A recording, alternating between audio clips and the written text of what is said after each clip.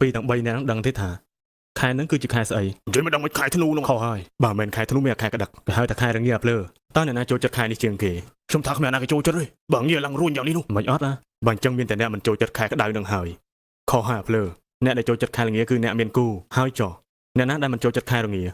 ខ្ញុំថាច្បាស់ជាអ្នកគ្មានគូហើយមិនមែនទេភ្លើគឺអ្នកដែលឯកាតើខែនេះចាប់ផ្ដើមសម្បូរដោយពិធីអ្វីច្បាស់ជាពិធីមង្គលការហើយខុសហើយលបងទី2ភ្លើគេហៅថាពិធីអាពាហ៍ពិពាហ៍ភ្លើតែទាំងពីរហ្នឹងគឺពិធីនៅជាមួយគ្នាដោយស្របច្បាប់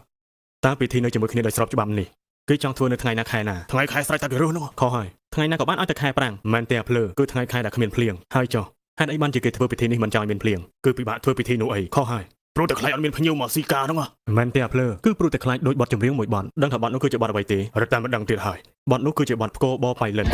ជុំអើយបកបងរងការចោលទៅកុំអោយអាស្រូវញាភើចោលខ្ញុំក្បត់ចិត្តសំគ្រប់របស់លេបអ្នកទាំងពីរដឹងថាហេតុអីបានជាខ្ញុំមកទីនេះដែរទេនេះក៏ព្រោះតែពួកខ្ញុំអញ្ជើញលបងមកនឹងហើយទេមែនទេបើទោះបីជាអញ្ជើញខ្ញុំក៏ដោយចុះបើសិនជាចិត្តខ្ញុំចង់មកក៏មិនបានឃើញមុខខ្ញុំដែរអញ្ចឹងអ្នកទាំងពីរអញ្ជើញអង្គុយទៅអូបានអរគុណលបង